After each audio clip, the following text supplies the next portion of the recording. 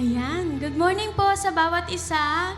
Happy Resurrection Sunday po sa araw na to. Ayan, batiin naman po natin yung bawat isa. Ayan, good morning. Ayan.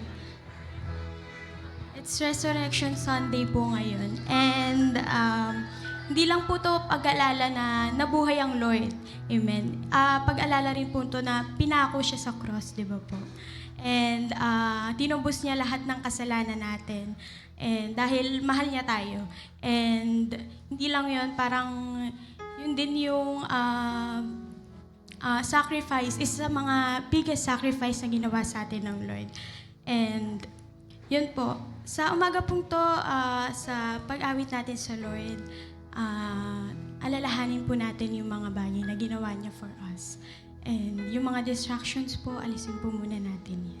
Tayo po tayong lahat. Yun po. And let's pray po. Heavenly Father, we thank you. We glorify your name, Lord. Lord, salamat sa araw na to, Lord God, na binigay mo po sa bawat isa, Lord. Nawa, Lord, sa umagang ito, wala po kaming ibang alalahanin, kundi yung sacrifice na pinalay mo para sa amin, Lord God. Sa love na binigay mo, Lord God, para tubusin lahat ng kasalanan namin, Lord God. Salamat, Lord, kasi alam namin na palagi kang nandyan for us, Lord God. Yung fear namin, Lord God, yung doubt namin, Lord God, alisin mo po ito, Lord, sa umagang ito, Lord. Wala kaming maitaas kundi ikaw lamang, Lord God. Sa iyo ang lahat ng papuri at pasasalamat. Hallelujah. Amen.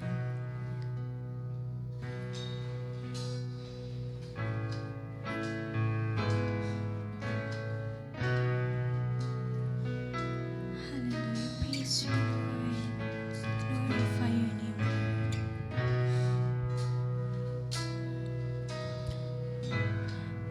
Oh Lord, you've searched me. You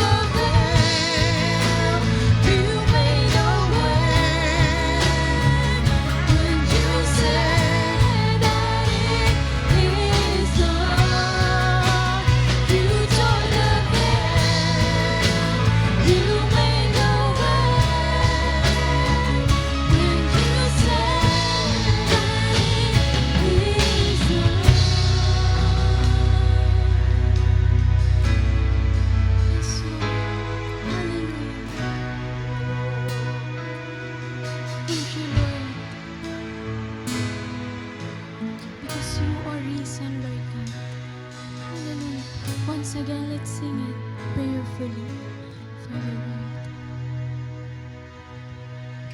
Into the veil, you made a way when you said that it is done. You tore the veil, you made a way when you said that it is done. Hallelujah, praise you, Lord. Glorify your name, Lord Jesus. Thank you, Lord. Thank you, Lord, for your life, Lord God, that you've given to us, Lord God. Hallelujah. Hallelujah. Praise you, Lord. Amen. Bigyan naman po natin ng malakas sa palakpak ang Panginoon. Amen po ba? Hallelujah. Hallelujah. And ngayon naman po, if we feel empty inside, hayaan po natin ang Lord ang mag-fill up sa atin. Amen po ba? Amen. Let's praise the Lord.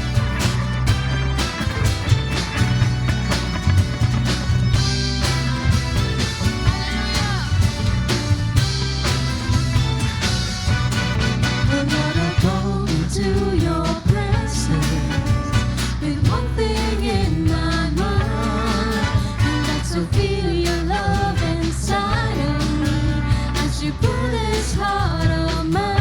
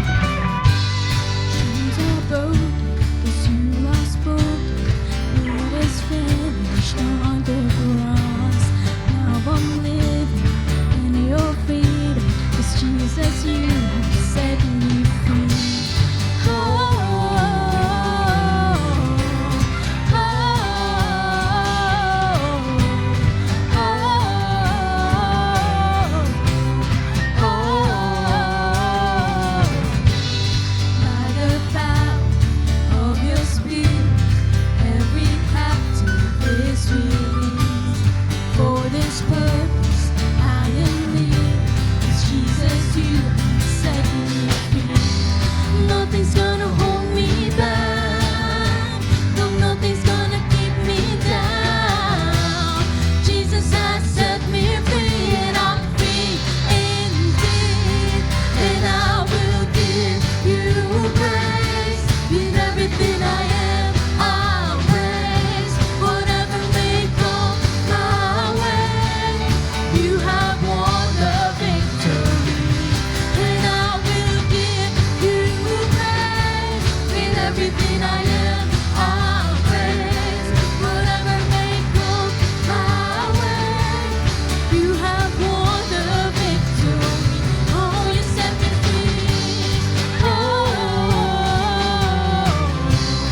oh,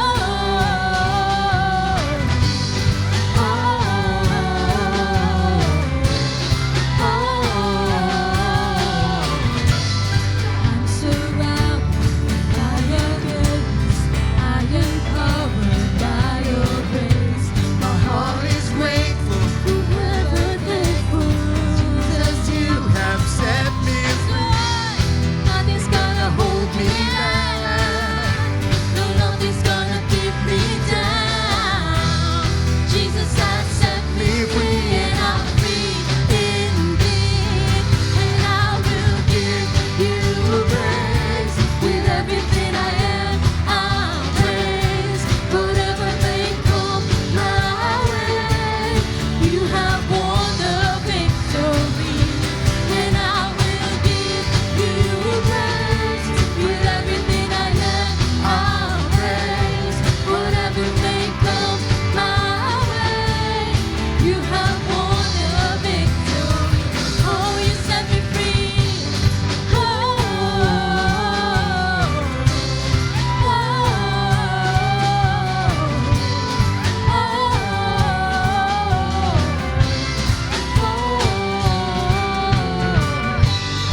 We are free, we are free, and we have the victory. We are free, we are free, and we have the victory. We are free. So let's declare the Lord. We are free, Lord. We have the victory. We are free. We are free. Once again, we are free. The victory. We are free. Yes, we are free, and we have the victory. We are free, we are free, and we have the victory. Praise. With everything I am, I'll praise. Whatever may come my way, You have won the victory, and I will give you praise. In everything I am, I'll praise. Whatever may come my way, you have won the victory, and I will give you praise. In everything I am, I'll praise. Whatever may come my way, you have won the victory. Oh, you set me free.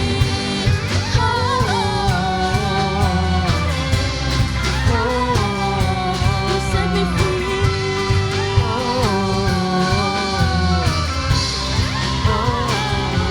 You set me free. Hallelujah. Praise you, Lord. Thank you, Lord Jesus. Hallelujah. Hallelujah. Amen. Makakaupo na po tayo.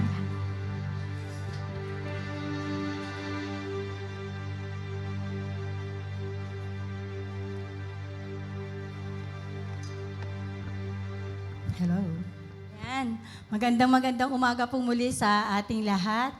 Praise God. Ang sarap magbigay ng papuri sa Panginoon. Amen. Nakapagpuri na tayo sa Panginoon, nakapag-exercise pa tayo. Amen po ba? Ayan, hinga-hinga po muna tayo.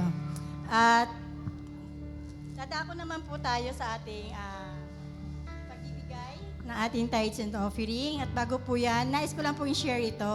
Sabi po sa Mga Ngaral, chapter 1, verse 3, Napakawalang kabuluhan, napakawalang kabuluhan. Lahat ay walang kabuluhan. Nagpapakapagod ka ng husto sa pagtatrabaho sa mundong ito. Ngunit para saan ba ang mga pagpapagod na ito? Totoo naman po, di ba? Lahat tayo, lalo na yung mga nagtatrabaho, kahit po yung mga nanay na nasa tahanan lang na naiiwan, lahat po tayo nagpapagod. Para saan? Para saan po ba yon? Di ba? Para mabuhay tayo, amen. Nagtatrabaho ang bawat isa para meron tayong pambili ng pagkain, panggasto sa bahay, pambayad ng mga bills. Pero ang lahat po na yan, sabi po ng sumulat na mga ngaral ay walang kabuluhan. Bakit po? Kasi pag namatay naman po tayo, kahit anong yaman natin, kahit anong ganda ng bahay natin, kahit ilan ang kotse natin, gaano kadami man ang pera natin, hindi naman po natin yan madadala pag tayo namatay. At hindi po natin yan mai-present sa Panginoon. Lord, ito ang aking kayamanan. Lord, ito ang aking natapos. Ito ang mga titulo ko. Lahat po yan ay walang kabuluhan. Pero, so ibig sabihin po, wala na bang saysay yung ating buhay dito? Hindi po. Sabi po sa Mateo chapter 6, verse 19 to 20, huwag kayong mag-impok na mga kayamanan dito sa lupa. Dito'y may naninirang insekto at kalawang at may nakakapasok na magnanakaw. Sa halip, mag-impok kayo ng kayamanan sa langit. Dooy walang naninirang insekto at kalawang at walang nakakapasok na magnanakaw. So, ibig sabihin po, hindi po nawawalan ng saysay. Kumbaga, oo, nagpapagod tayo, sabi, walang saysay. Pero, kapag po ginamit natin yung ating mga resources, yung anong meron tayo, para sa Panginoon, yun po ang tunay na may saysay. Yun po ang tunay na may kahulugan. Kaya po sa pagbibigay natin sa umagang ito, wag na tayong, ay wala na kaming pangbili ng bigas, ay wala akong pambayad sa ganito, ay naku, ang laki ng utang ko. Wag po tayong mag-isip ng ganon, dahil ang Diyos po ang bahala sa atin. Sabi niya, siya ang magsusupply ng lahat ng needs natin sa Matthew 6:33. Kapag binuna natin Panginoon, ang lahat ng bagay ay Kanyang ibibigay sa atin. Kaya sa umaga po sa pagbibigay natin, magbigay po tayo na may kasiyahan sapagkat yung pong resources natin na temporary ay magkakaroon ng eternal value kapag ginamit natin para sa Panginoon, kagaya po ng ating pagbibigay sa umagang ito. Amen po ba? Let us pray po muna. Hallelujah, Lord. Hallelujah. Panginoon, maraming pong salamat sa pagpapaalala mo sa amin, Panginoon, na huwag kaming tumuon sa mga material na bagay o mga bagay na temporary lamang para hanggang dito lamang sa lupa, O Lord. Kundi, Panginoon, mag-focus kami sa mga bagay na pang-eternal, O God. At isa po, Panginoon, yung pagpunta namin dito ay isang pagbibigay na ng investment para sa iyo.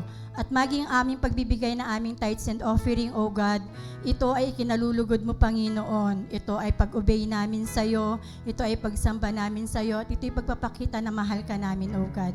Kaya dalayan ko po, Lord, i-bless mo po ang lahat ng mga anak mo na magkakaloob sa umagang ito, Panginoon. At i-bless mo po ang kanilang mga resources. Salamat po ng marami, O Diyos. Ito po ang aming dalangin sa iyo, Ama, sa pangalan ni Jesus. Amen. Pwede na pa tayong sa gitna po ang daan, tapos sa kaliwat kanan po ang exit.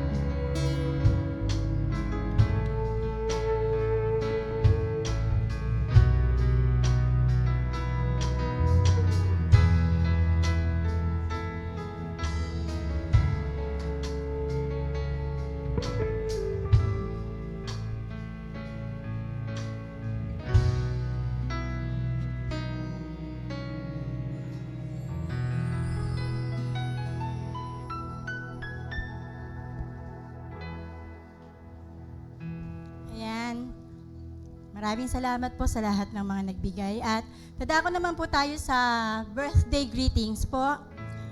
Happy birthday kay Sister Gino Pinca on April 5.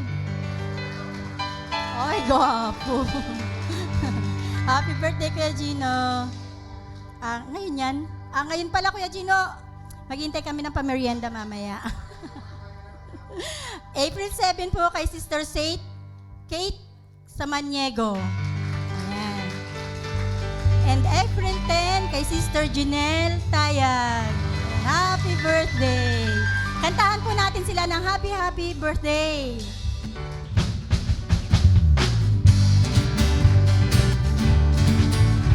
Happy birthday! Wow, nakakanta.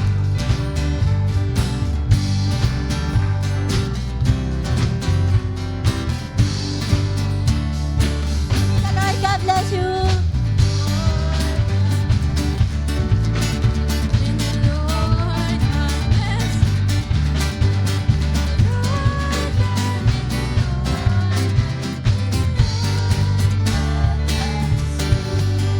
Happy birthday po sa lahat. Ayan. Para po sa ating announcement, meron po tayong prayer gathering Saturday sa April 11 po, 9:30 to 11:30 ng umaga. Attend po kayo. 11 kasi nakari. Hanggang 10:30 lang po pala. Attend po kayo. Ang sarap po talagang mag-stay dito kapag sa pagpipray po. Ayan, prayer gathering. Tapos meron po tayong church anniversary at ang ating pong 31st years church anniversary sa Sunday, April 19, 2026, 3 p.m. to 5:30 p.m. po. Wala po tayo sa umaga. Ayun, wala pong pupunta sa umaga dito sa April 19. Sa hapon po ang ating gawain, 3 p.m. to 5:30 p.m. po. Ayan. At bago ko po makalimutan, lagi ko nakakalimutan. Welcome po kay John Harvey Olidor. John Harvey Olidor. Ayan. Tayo ka para makita kanila. At saka po kay kay Marjorie, kapatid po ni Sister Tess. Ayan. Welcome po ulit sa inyo. Ayan. At para, ito pa pala, Olsen Ryan Brioso. Olsen Ryan Brioso. Welcome po sa inyo. At para naman po sa ating salita ng Diyos, tinatawagan ko po Sister Anne-Marie Alberto. Pasensya na po.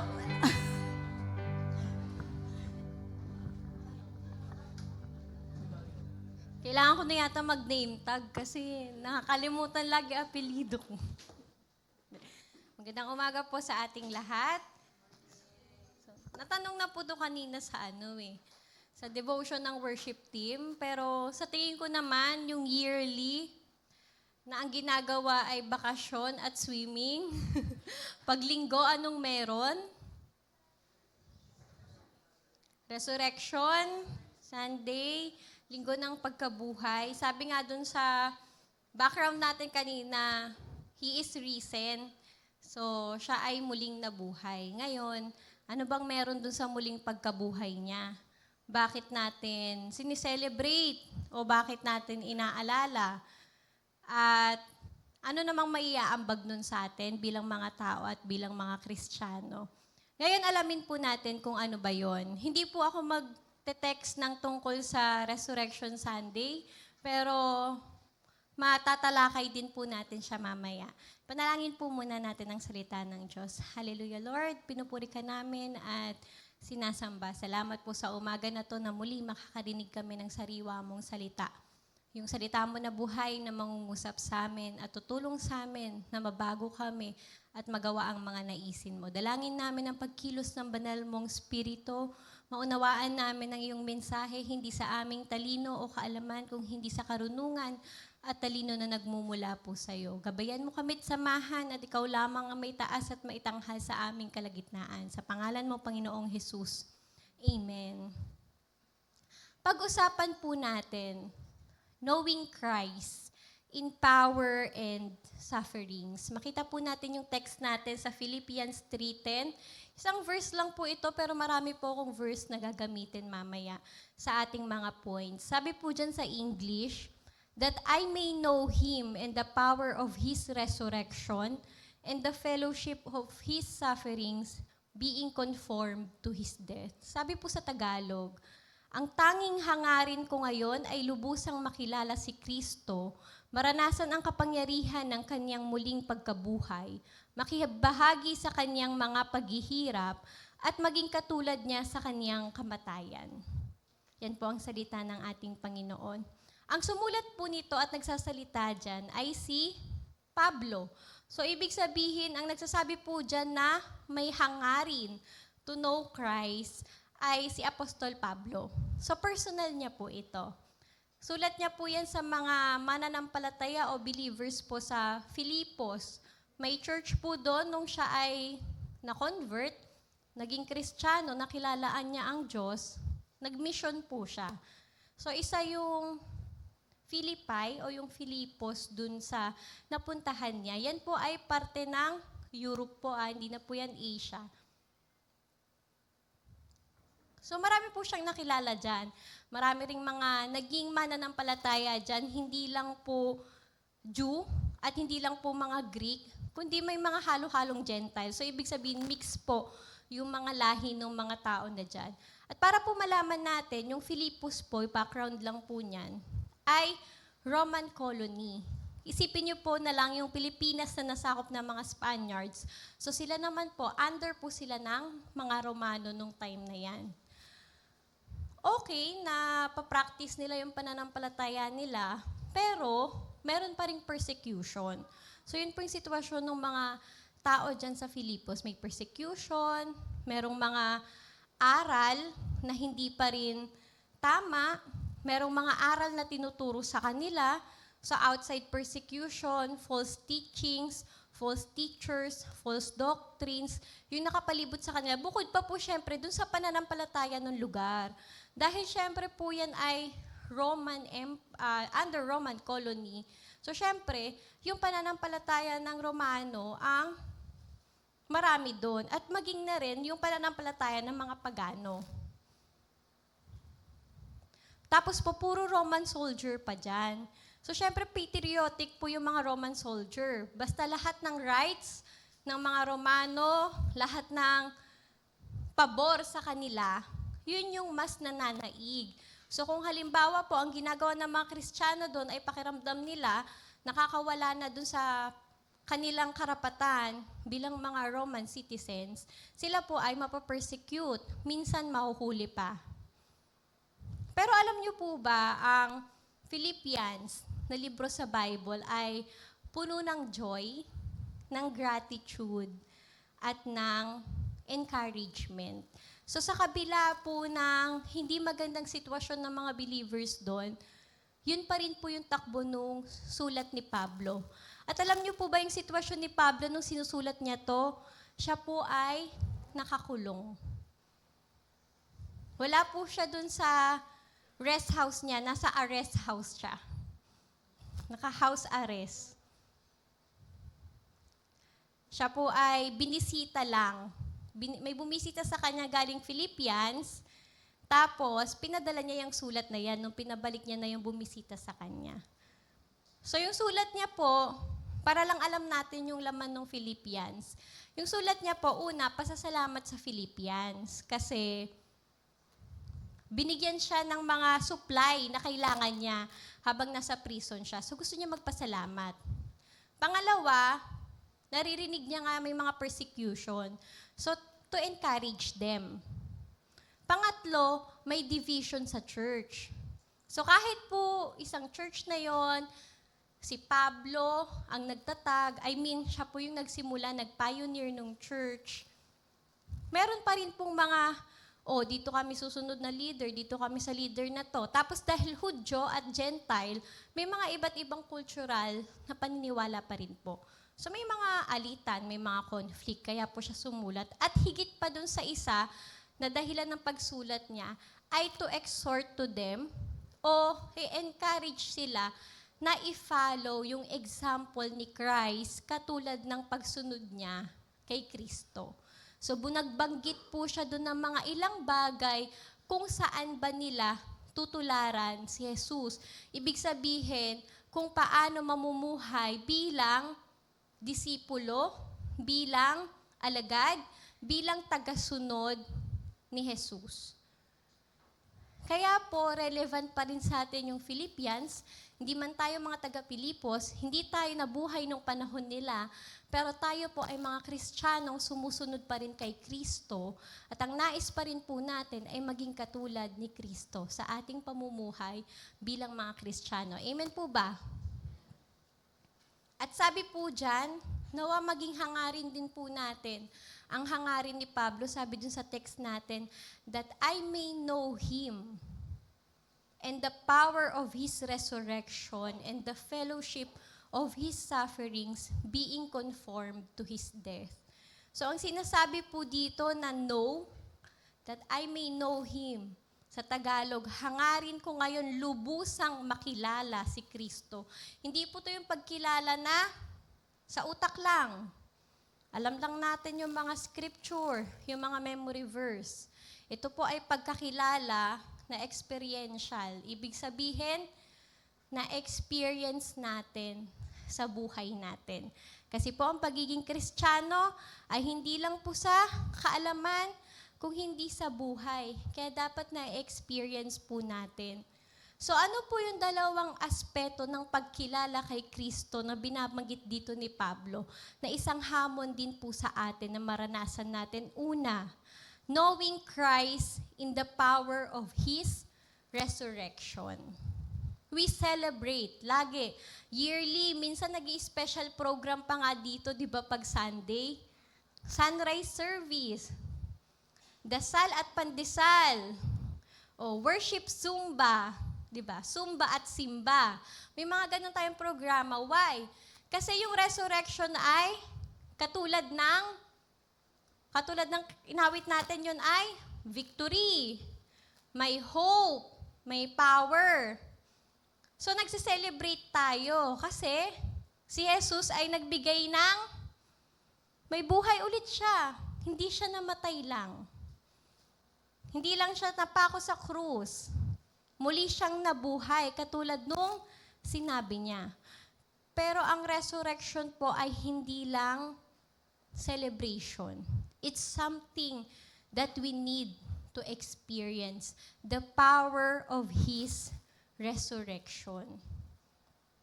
Ano po ba itong resurrecting power na to? Pwede po nating masabi na ang resurrection, the power of His resurrection ay isang evidencing power. So medyo makinig po kayo kasi medyo mahaba. Bakit? Evidence na totoo yung mga sinasabi ni Jesus noon pa. Na siya ay mabubuhay. Na siya ay nagmula sa Diyos. Hindi siya mula sa mundo na to. Kasi isang patunay na, isang makapangyarihang patunay, yung empty tomb. Yung libingan na walang laman. At yung pagpapakita niya dun sa mga disciples. Ano pa? Yung power of His resurrection ay justifying power. Ibig sabihin yung sakripisyo niya dun sa krus ay tinanggap ng Diyos Ama bilang full payment sa kasalanan ng sanlibutan. Niresurrect siya ng Ama bilang patunay na tinatanggap niya yung isang sakripisyo ni Jesus ay complete in the finished work of salvation. Ano pa? Life-giving power. Nabuhay muli si Jesus. Hindi pa ba life-giving power yon? Isang patunay, buhay na Diyos. At hindi lang yon, yung life-giving power na yan, hindi lang kay Jesus, pati sa atin.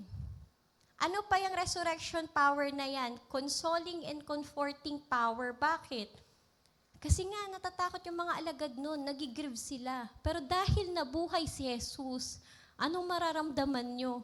Ay takot din kasi nabuhay yung patay. Pero bakit? Mako-comfort kayo. Kasi totoo pala yung pangako ni Jesus, yung sinabi niya. So the rest ng mga sinabi niya ay totoo.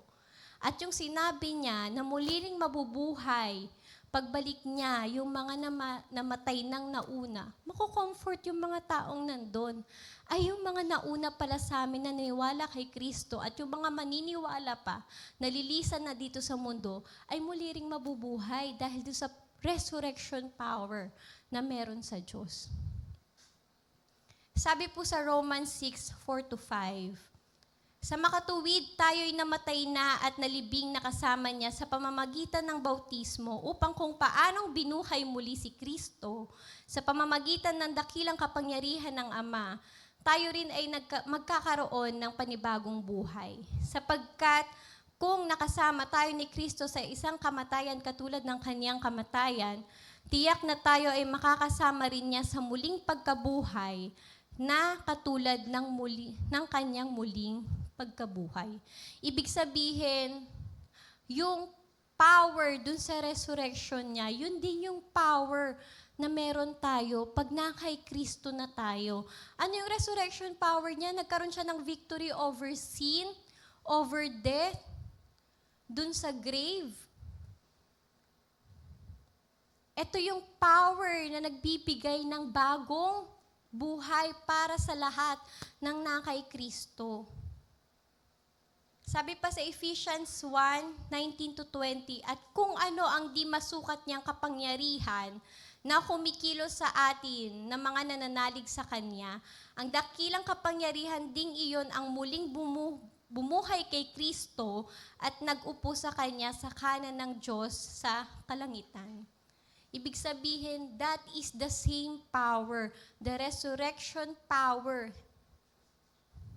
na kay Kristo, yun din yung naranasan nating mga nananampalataya sa Kanya. So we need to know Christ in the power of His resurrection. Power over sin. Power to change. Power to endure. Power to live a new life. Power to overcome. But then, malalaman lang natin to, sabi dyan, in knowing Christ. Hindi ba kilala ni Pablo si Kristo? Kilala niya, nangangaral nga siya eh. Pero ang hangarin niya ay mas malalim pa na makilala si Kristo. Na parang isang tao na lang sila, alam niya ang lahat ng tungkol kay Kristo. Hindi lang head knowledge, kung hindi nararanasan sa buhay niya, ano ba yung kapangyarihan ng resurrection? Isipin niyo yung mga appliances. High-tech. Lahat ng magandang feature nandun. Pero pag walang power, magagamit mo ba?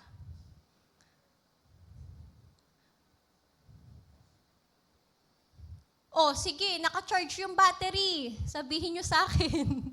Naka-charge. So may power. Eh pag nalobat yung charge na yon, kung hindi nakasaksak sa talagang power source, ngayon ang tanong, Kristiyano po tayo, amen? Nabubuhay ba tayo dun sa pagkakilala natin sa kapangyarihan ng resurrection ni Jesus? Again, itong kapangyarihan na to, nagbigay ng bagong buhay. Kapangyarihan na mas malakas pa kaysa sa kamatayan at sa kasalanan. Ang tanong po, tayo po ba ay appliance na may mga features na kailangan natin pero walang power? O nakasaksak tayo sa power source?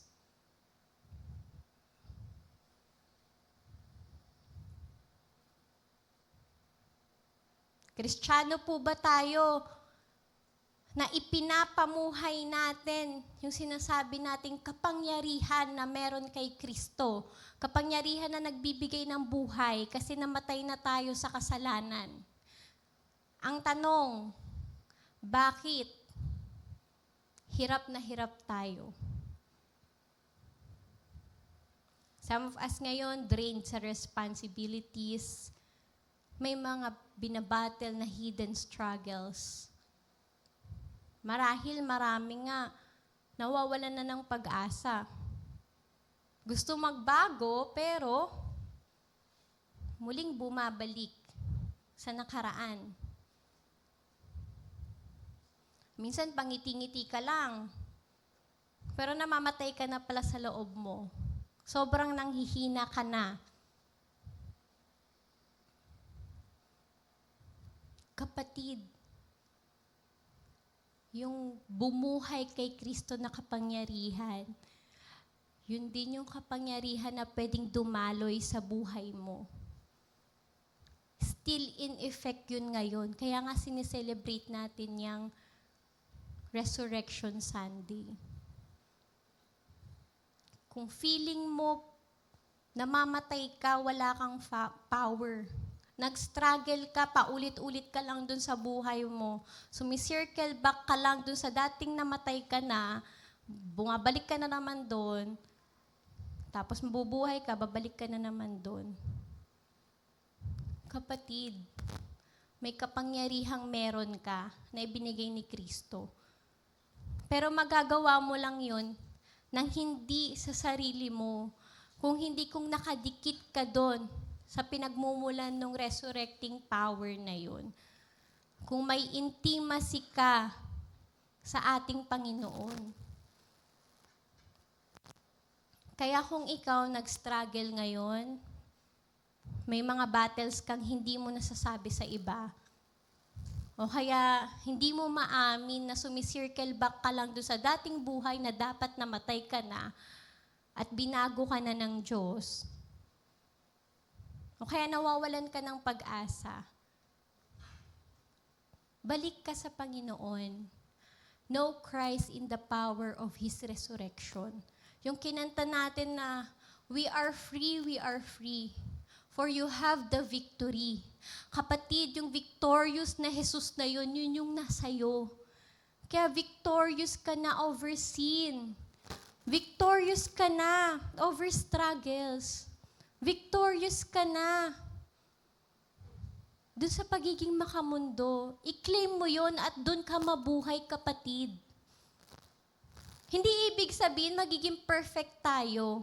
Pero ibig sabihin, babangon at babangon tayo, hindi tayo malulugmok doon sa sitwasyon na yun. Kaya kung nawawalan ka ng pag-asa, ito yung pag-asa. Kapag kinilala mo si Kristo at panaranas mo sa sarili mo yung resurrecting power na meron siya. Mabubuhay kang muli sa Panginoon. Amen? So, paano gagawin natin doon? Paano ba yung knowing Christ in the power of His resurrection? Paano nyo ba makilala o ma-experience yung mga bagay na na-experience ng isang tao? Ano bang ginagawa ni Jesus lagi tuwing umaga at gabi? Pagkatapos ng busy day niya, lumalapit sa Ama. Ganon din yung gagawin natin. To know Christ in the power of His resurrection, early in the morning, and at night, at noon. We begin each day and end each day independent sa ating Panginoon. Ano pang gagawin natin? Stop relying sa sarili nating diskarte para sa spiritual na bagay, kapatid. Hindi yan personal diskarte. Lagi yang kapamaraanan ng Panginoon. Doon natin makikilala si Kristo at yung kapangyarihan ng kanyang resurrection.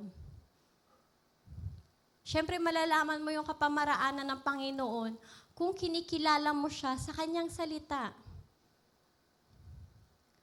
Sa pag-attend ng mga gawain, hindi dahil required ang attendance, kundi dahil ang pinag-uusapan nyo ay tungkol sa Diyos. Nag-share kayo ng mga actual experiences nyo na nakilala nyo at natagpuan nyo ang Panginoon. Makikilala natin si Kristo sa power ng kanyang muling pagkabuhay kapag lumalapit tayo sa Kanya, hindi kapag tumatakbo tayo palayo. Kaya kapatid, kung na-born again ka na, may panibago kang buhay kay Kristo. Yung kapangyarihan na bumuhay muli sa Kanya, yun din yung kapangyarihang nagbibigay ng bagong buhay sa atin. At mahalaga na mamuhay tayo sa kapangyarihan na yon. Dahil kapag hindi tayo namuhay sa kapangyarihan na yon, babalik at babalik tayo sa pagkalugmok natin sa dating tayo. Sino po ba ang gusto lang malugmok sa dating ikaw? Meron po ba? Wala. So ano pong gagawin natin? Ipamuhay at danasin natin yung pagkilala sa kapangyarihan ng muling pagkabuhay ni Kristo. Again, sa paglapit sa Kanya, sa totoong pagkilala sa Kanya. At ano bang meron pa sa resurrection? Di ba ang meron sa resurrection ay glory? Napunta na siya sa pinakamataas. Dun sa piling ng Ama. Sa kaharian nila. And if we live in the power of His resurrection, He will let us experience His glory. He will let us experience that victory. Bakit pa siya magpapakita sa mga alagad na muli siyang nabuhay kung ayaw niya rin namang maranasan nila yon? At ganun din sa atin, mga kapatid. Knowing Christ in the power of His resurrection, hindi lang to yung para mawala tayo at magkaroon tayo ng bagong buhay, kung hindi para maranasan natin yung glorious victory na meron sa Panginoon. Kaya i-declare mo sa buhay mo, hindi ka talunan. Kay Kristo, ikaw ay victorious. Declare nyo po, I am victorious. O kung ano man yung binabattle mo, victorious ka dyan, kapatid. Pero again, sa kapangyarihan ng Panginoong Jesus, hindi sa kapangyarihan natin. Kaya dikit ka sa Panginoon. Yung parang nagiging isa na kayo. So sa pagkakilala natin kay Kristo, una, knowing Christ in the power of His resurrection, the victory and the glory of that power. Kaya wag mong sabihing wala kang pag-asa kasi may pag-asa kay Kristo. Yun yung kapangyarihan na bumuhay sa Kanya at kapangyarihang muling bubuhay dyan sa spirito mo na namamatay na. Sabihin lang natin sa Lord, Lord, di ko na kaya, pero alam ko kaya mo. Basta lumalapit ka dun sa power source. Pangalawa, knowing Christ through participation in His sufferings. Sabi po dyan, I want to know Christ. Yes, to know the power of His resurrection and participation in His sufferings. Kapatid, minsan gusto natin yung glory. Gusto na natin yung victory. O, lakas ng amen nyo kanina dun sa victory. Sinigaw nyo pa, I am victorious. Ang sarap sa pakiramdam ng puno ng pag-asa. Lahat positive. Pero sabi dyan ni Paul, fellowship in His sufferings. Participation in His sufferings. Hindi lang dun sa glory, hindi lang dun sa victory. Ano po yan, Ate Ann? Magpepenitensya din po ba ako? Kasi, makisuffer dun kay Kristo. So, kailangan ko din po ba magpapako sa krus? At yearly ako ay maghubad ng pangtaas at maglatigo sa aking likod? Wala pong sinabing ganun ang Diyos, pero sinabi niya, deny yourself, carry your cross, and follow me. So we do not just participate and partner with Him in glory or dun sa power, but we partner with Him sa suffering. Sabi po sa Romans 8:17, and since we are His children, we are His heirs. In fact, together with Christ, we are heirs of God's glory. But if we are to share His glory, we must also share His suffering. Dito yung hahanap ka ng sasaktan mo yung sarili mo. Lagi na lang po ako magiging broken-hearted. Okay na po akong mabasted.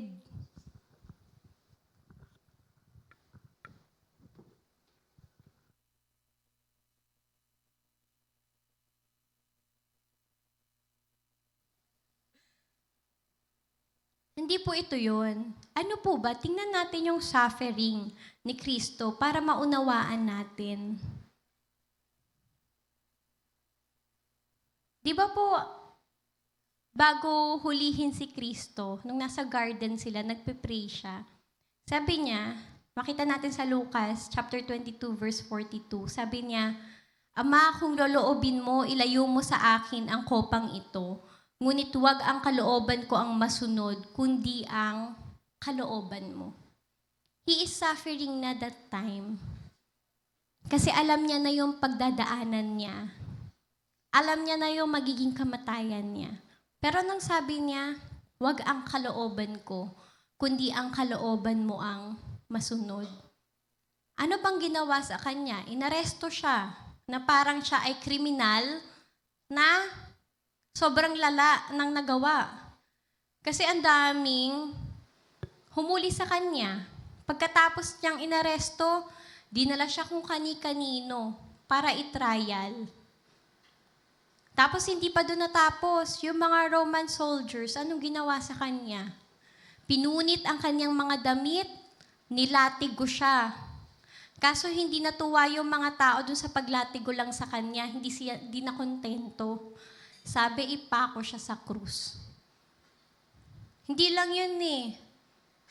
Physical pain yun, physical suffering. May social rejection pa sa kanya.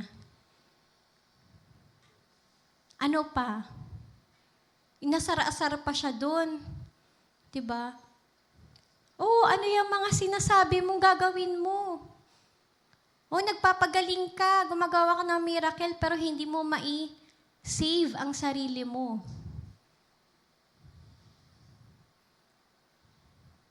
Pinipintasan pa siya. Ano pang kinaharap niya? Injustice. Si Pilato nga. Wala nang makitang i-accuse sa kanya na worthy of crucifixion.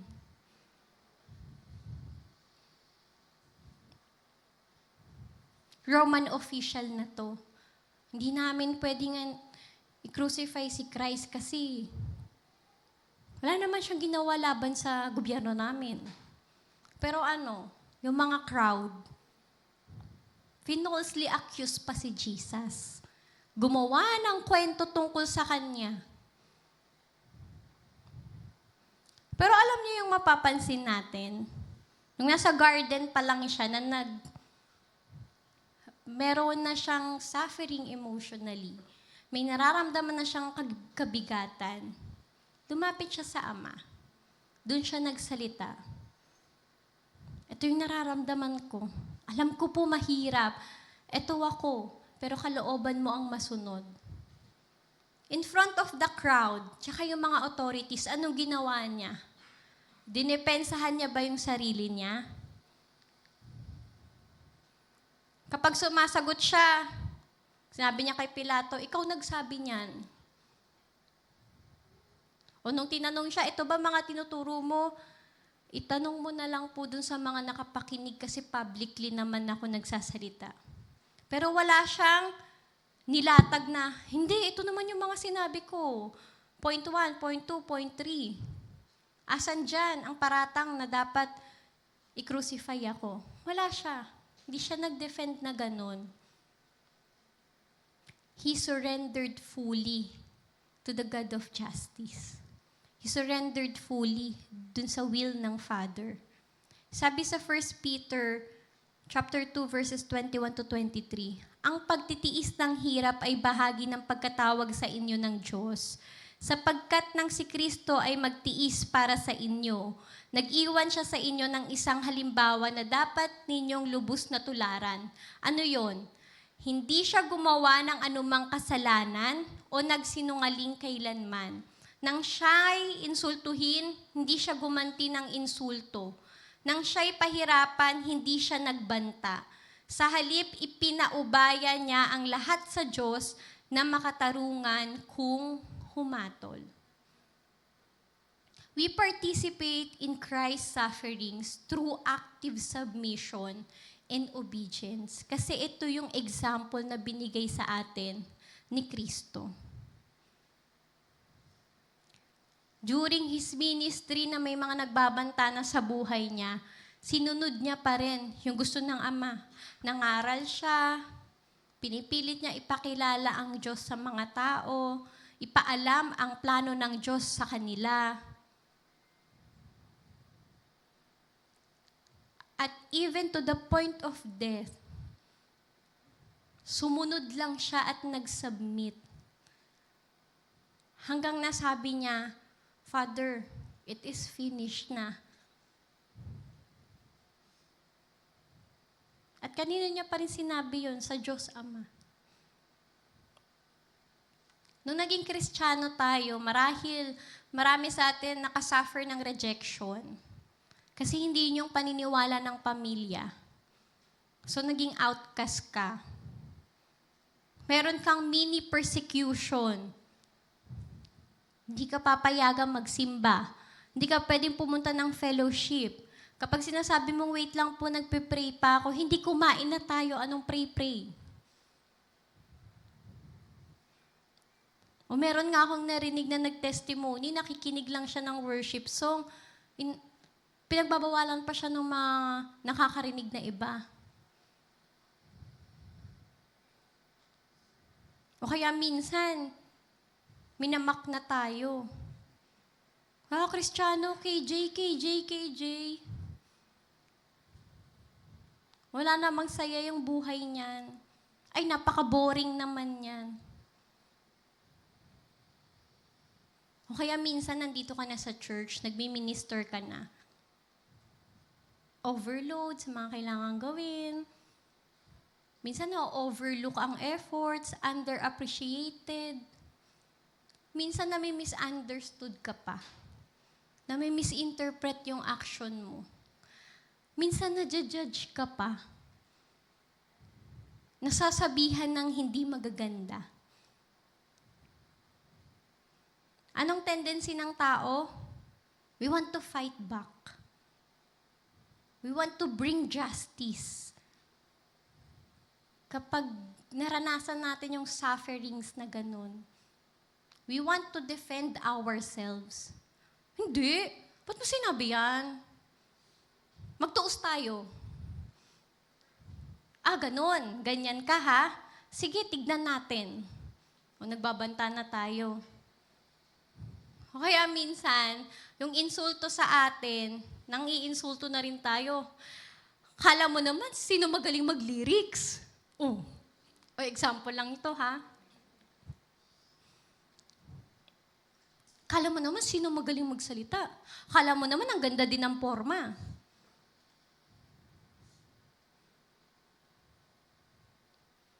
O kaya minsan, may narinig kang ginagawang kwento tungkol sa'yo, ang gagawin mo.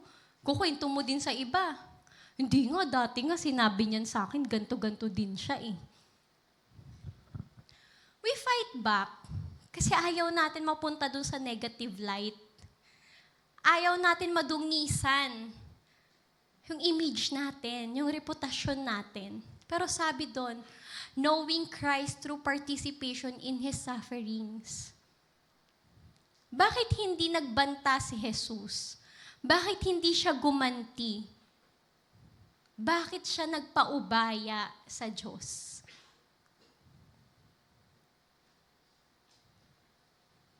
Kasi kapag may ginawa ba siya, will it help to achieve the will of God? We suffer many injustices dito sa mundo, hindi lang sa church. Minsan, outside. Ikaw naman yung nagtatrabaho, hindi ikaw yung na-promote, hindi ikaw yung na-increasean. Kung sino yung close kay boss. Sa school, kung sino ang close sa teacher, yung madaming naaambag na PTA.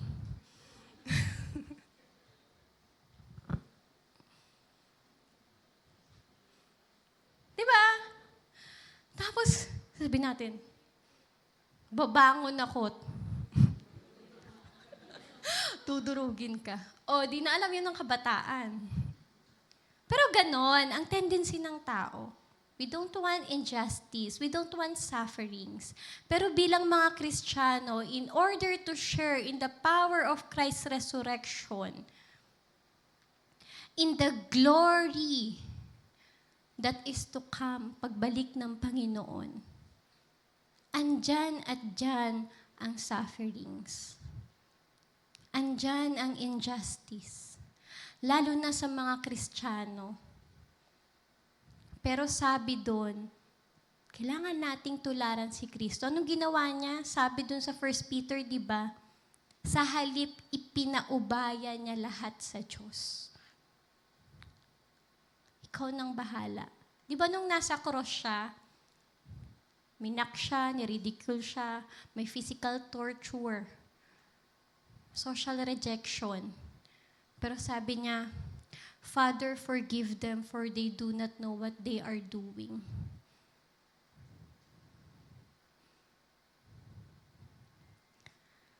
Sipin na lang natin, Lord, thank you. Hindi kasi nila alam yung ginagawa nila. Patawarin mo na lang sila. Salamat dahil mas ginawa mo kung marunong at matalino. Yun na lang isipin mo. Salamat, mas pinalawak mo yung pasensya ko, Lord. Salamat, mas pinalawak mo ang pangunawa ko. Salamat, Lord, mas pinalawak mo yung pag-ibig ko. Ikaw nang bahala, Lord, sa kanila. Bakit? Kasi God can do way more than we can kung tayo ang magde-defend sa sarili natin. And God can see way more kesa sa nakikita natin. So again, we participate in Christ's sufferings through active submission and obedience. Lagi nating itanong, mga kapatid, kung magde-defend ba tayo ng sarili natin, if we will fight back, if hindi natin ipapaubaya sa Diyos yung nagiging sitwasyon natin, lalo na kapag nagmi-minister tayo sa Panginoon, ilalapit ba nun ang mga tao sa Diyos?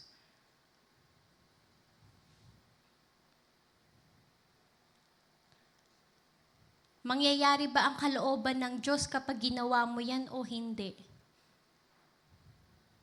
Kapag ba nakipagkaaway ka sa kasama mo sa church, will it bring unity of the body of Christ? Kapag ba pinilit mo na, hindi, tama to, tama ako.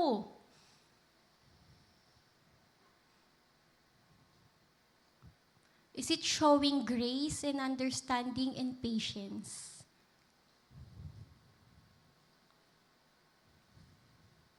O kapag ikaw ba, nag-complain tungkol sa ibang tao, kinomplain mo sa ibang tao, may magagawa ba yung tao na yan?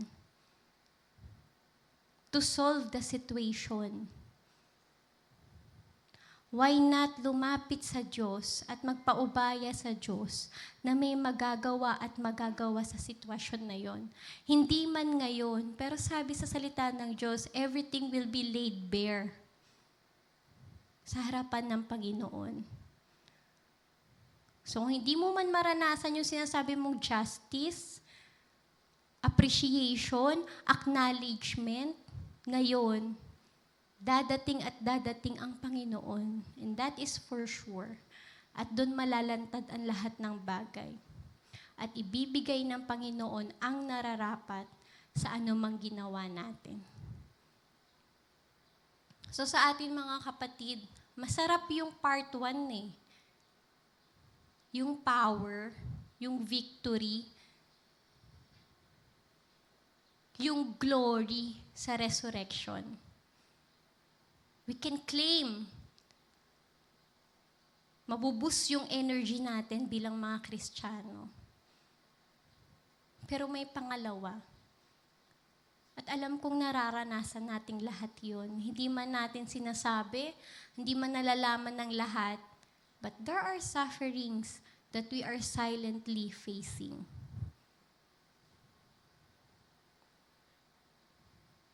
Sasabi ko lang kapatid, bring your struggles, bring your battles, yung feeling mong injustice, yung suffering na yan, dalhin mo sa Diyos.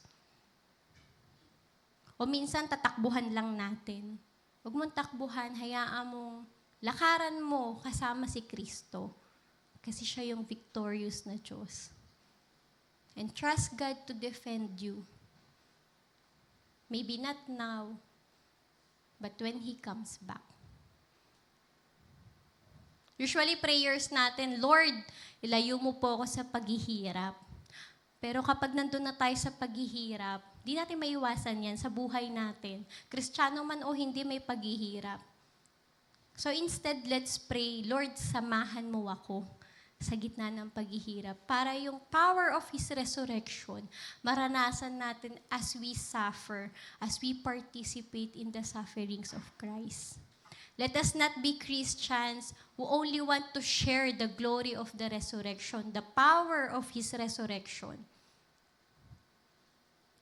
But those who know the sufferings of Christ at nagpapatuloy pa rin para lang mangyari ang kalooban ng Diyos dito sa mundo. Amen po ba? Sabi po sa Philippians 3:10, yung last part nun, di ba? That I may know Him and the power of His resurrection and the fellowship of His sufferings, being conformed to His death. Alam niyo po, syempre bago magkaroon ng resurrection, namatay muna si Kristo. Literal na namatay siya.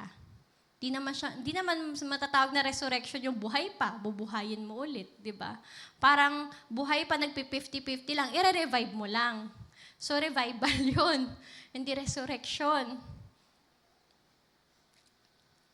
Siyempre, bago siya mamatay, yun nga, may paghinagpis pa siya, may sufferings pa siya. Ngayon kapatid, sabi dyan, conform to His death. We can only fully experience the power of His resurrection and we can participate in His sufferings if we die. Not die, literally. Kasi mga buhay pa naman tayo, di nyo naman siguro gustuin, sige Lord, umatay na ako ngayon. Die to ourselves. Kaya nga yung binanggit ko kanina, di ba? Deny yourself. Carry your cross. Follow me. Bakit tayo mamamatay sa sarili natin? Kasi para mabuhay tayo para sa Diyos. Fully surrendered. Fully submitted. Fully obedient sa kalooban ng Panginoon. And only when we die to ourselves, dun lang natin fully magiging dependent tayo sa power ni Christ. At di na natin iisipin pa yung mga sufferings. At ito pa isa mga kapatid, yung kamatayan ni Kristo, para sa sarili niya ba yun? Para kanino? Para sa sanlibutan. Kaya itong kamatayan na to, hindi dahil, sige Lord, I will die to myself. I will deny myself. Ngayon pa lang, Lord. Not because ini-aim lang natin yung power of His resurrection. Not because para masabi lang we are participating in His suffering. Pero yung mission sa atin at kalooban ng Diyos. Para pa rin sa mundo. Para maabot yung mga tao. We die to ourselves for God's will to be done dito sa mundo. Yun yung tandaan natin. So ngayong Resurrection Sunday, mga kapatid, we don't just remember the victory that Christ is risen. Na natalo ang kamatayan, na pagwagian ang kasalanan. This Resurrection Sunday is an invitation to know Christ deeply and personally to experience the power of His resurrection, and to enable us to endure in sufferings. Yan tayo bilang Kristiyano. Pero wag tayong matakot. Kasi sabi nga dun sa 1 Peter, di ba? Paubaya lang natin lahat sa Diyos na makatarungan kung humatol. Hindi ka mawawalan sa Diyos. Magkakaroon ka. Di ka man magkaroon sa mundo, hayaan mo sa pagbabalik niya as we participate in His suffering and glory in His resurrection. Kaya ngayon pong umaga sa pag-communion natin, sabi dyan, lagi na lang binabanggit, di ba? Do this in remembrance of me. Ngayon mga kapatid, di lang natin ipapartake itong mga elements na to na nagsisimbolize ng body ni Kristo at ng blood niya. Nawa ang maging prayer natin. Lord, I also want to experience the power of your resurrection. Lord, I also want to experience yung endurance mo in sufferings. This is not just something to remember, but something to experience in reality. Amen po ba? Sige po, prepare natin yung ating communion elements, communion ushers. Tapos pwede po nating i-distribute sa ating congregation.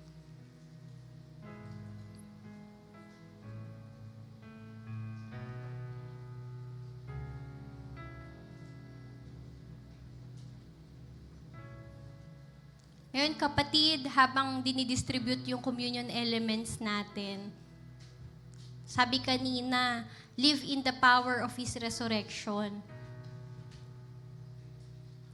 Ano pa bang aspeto ng buhay mo yung hindi mo hinahayaan na masurrender sa kapangyarihan ni Kristo? Mga kasalanan ba yan na hindi mo maalisan? Panalangin mo, Lord,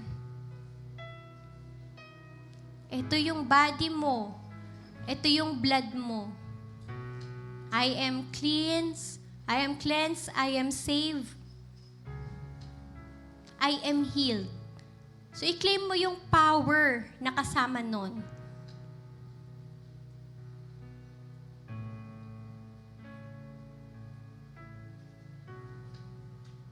And habang dinidistribute yan, mag-meditate tayo dun sa sufferings ni Christ.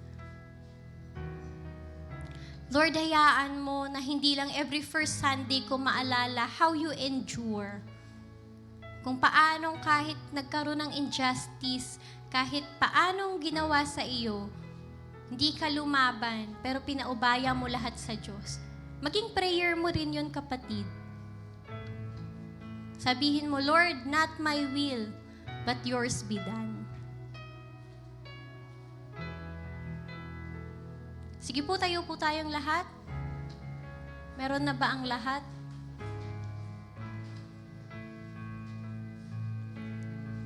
Hintayin lang po nating makarating sa inyo. Ako rin po, wala pa.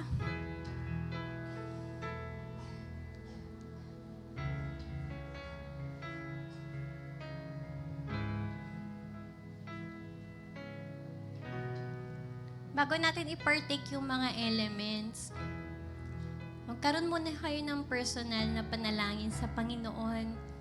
May mga bagay ba kayong hindi pa nasusurrender sa Kanya? Surrender po natin sa Diyos at hayaan natin yung kapangyarihan niya, yung mangyari sa atin. Yung kapangyarihan na nagbigay muli ng buhay sa Panginoon, yung mag-enable sa atin to overcome ano man yung kinakaharap natin.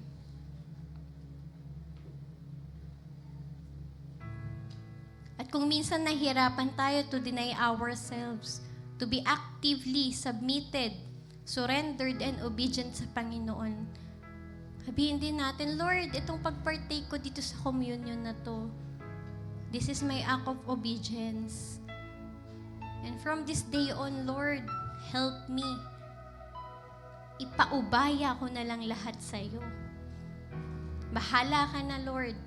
Kasi ikaw naman yung may kapangyarihan, may authority to defend me, to bring justice, to bring glory, to bring victory.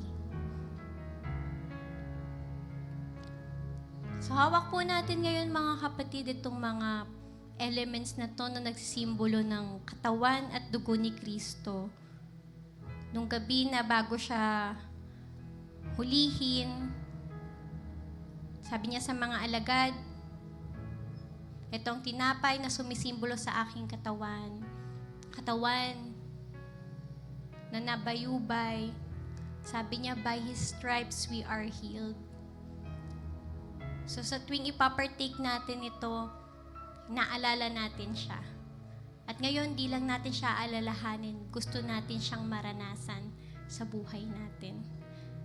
At itong isang element na to, ito yung sumisimbolo sa dugo ni Jesus. Nung gabi ring yun, sabi niya sa mga alagad, ito ang saro na sumisimbolo sa dugo ko. At yung dugo na yun, yung naglinis sa lahat ng kasalanan. Kaya kapatid, victorious ka na dyan sa kasalanan na yan. Basta surrender mo kay Kristo. Claim natin yung victory. At di na lang natin naalalahanin ngayon yung sakripisyo ni Jesus sa krus. Mararanasan natin yung pagpapalaya niya sa atin, sa anumang struggles, sa anumang kahinaan, physical, emosyonal, mental, spiritual. It's not just in our mind, pero ma-experience natin sa buhay natin. So kapag tinitake natin itong mga elements na to, kapatid, hindi lang to simbolo ng pag-alaala. To pag-partake sa totoong pagbabago at pagliligtas sa atin ni Kristo. Panalangin po muna natin itong mga to. Hallelujah, Lord, nandito po ang mga elements na sumisimbolo sa iyong dugo at katawan. Dalangin ko, O Diyos, that may we know you and the power of your resurrection. And may we participate in your sufferings, O Lord, as we remember you today, yung matagumpay mong pagliligtas sa amin. Sa aming pagpartake ng mga elements na to, O Diyos, tulungan mo kaming maging victorious katulad ng victory mo over sin and death. Maging victorious din kami sa anumang kasalanan, kahinaan na meron kami, Panginoon. Tulungan mo kaming maranasan ang kapangyarihan mo para makaalis kami sa mga sitwasyon, Panginoon, na iniligtas mo na kami doon. At i-claim namin, Lord God, sa tuwing nanghihina kami, we are victorious. Huwag naming hayaan na yung kasinungalingan ng kaaway, na mahina kami, masama kami, yung manaig sa puso namin, kung hindi yung katagumpayan ng ginawa mong sakripisyo sa krus at yung glory ng resurrection mo, Panginoon. Ganon din, Lord, hayaan mong i-claim namin that we are healed, O Lord. Kapag pinartake namin yung mga elements na to, we are healed physically, mentally, emotionally, spiritually, Panginoon. Hayaan mo, Panginoon, na mag-glorify ka as we remember you until you return, oh God. Partake po natin ang mga elements na to, magkasunod na po.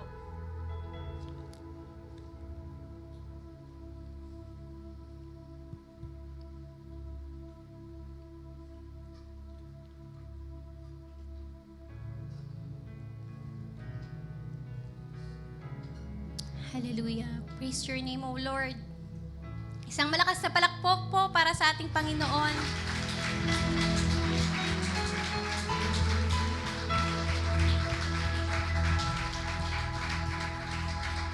Mga kapatid, tandaan po natin,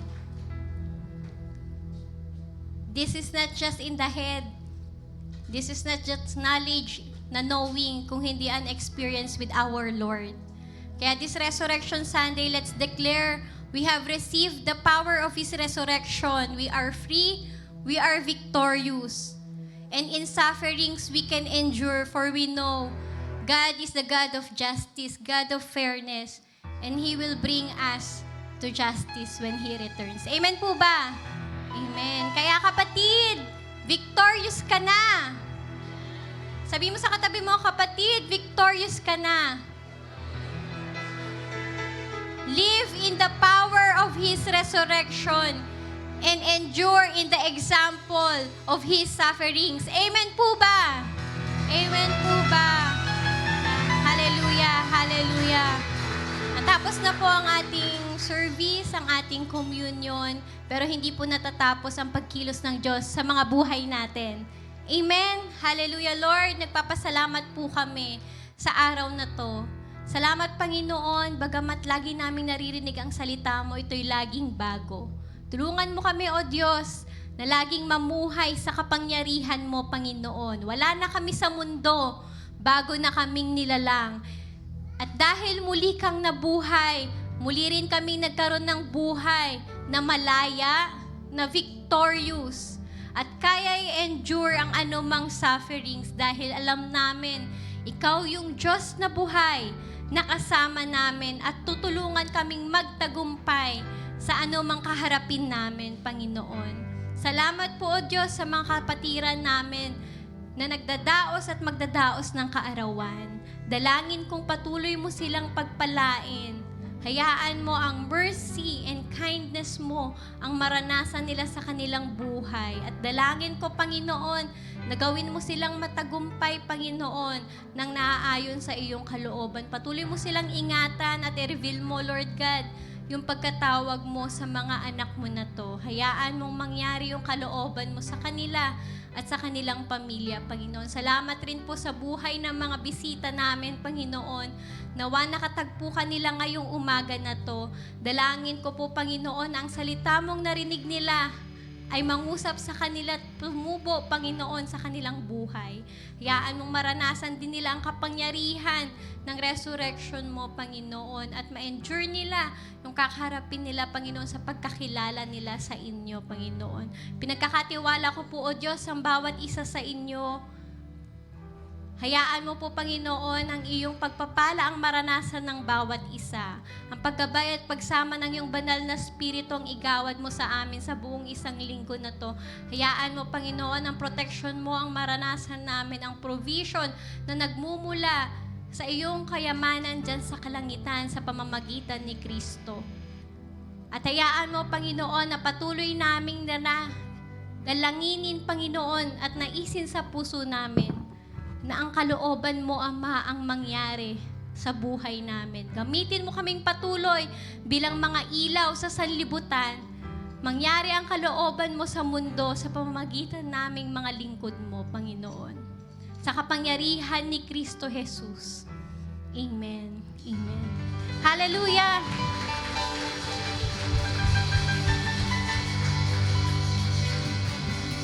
Ayan, bago po tayo maghiwa-hiwalay, let's declare we are free because He is risen. Amen? Amen! We are free. We are free, and we have the victory. We are free, we are free.